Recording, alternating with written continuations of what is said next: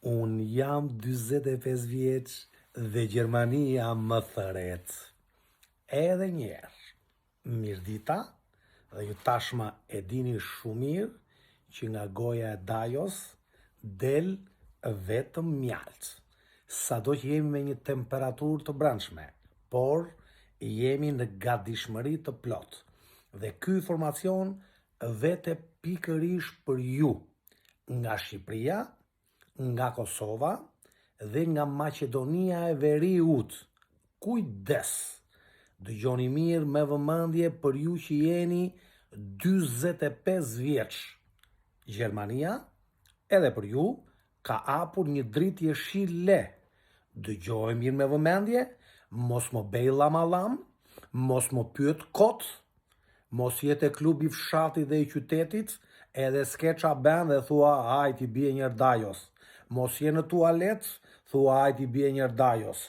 Mos je me shok dhe thua hajt i bie Dajos. Por dëgjoj mirë me vëmendje për ju që jeni 45 vjeç. Për personat që janë mbi 45 vjeç, nuk është e domosdoshme paga 4.650 euro nëse ata vërtetojnë nëpërmjet dokumentave hipotekore që kanë pronësi në Shqipëri, në Kosovë dhe në Maqedoni. Ambasada kërkon si evidenca certifikatën e pronësisë e rivlerësuar për të parë vlerën e shtëpisë, vlerën e tokës si dokument.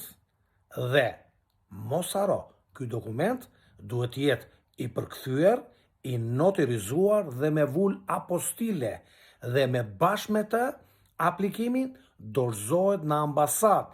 Sa më lartë jetë vlera e pronësisë, aq më mirë, dhe që keni shumë shanse që të pajiseni me vizë. Prona është vetëm vërtetim që i jepet ambasadës. E ju që keni një pronësi dhe nuk shkon kjo pronë në asnjë vend, nuk lihet garant në asnjë vend, nuk lihet peng në asnjë vend. E kuptuat apo jo? Prandaj, të gjithë ata që janë mbi 45 vjeç, kanë një pronë, kanë hipotekën asaj pronës, ja kanë bler vlerësimin asaj pronës. Sa më e lartë jetë prona, aq më mirë është për ju dhe aq më besuese. Kjo pronë rrin në ambasadën gjermane në Tiranë. Nuk lihet peng në asnjë vend. Prandaj, kjo ofertë vetë edhe për ju që doni si shofera kamioni, ose edhe për ju që doni punëtor të thjesht.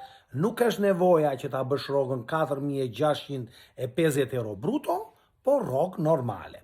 Të interesuar i shkruaj Dajos tu poshtë dhe ju sqarojmë. Kujdes, mos merr kot.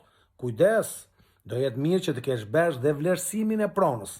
Unë ju përshëndes dhe mos harroni, nesër është 1 maj, gëzuar festën.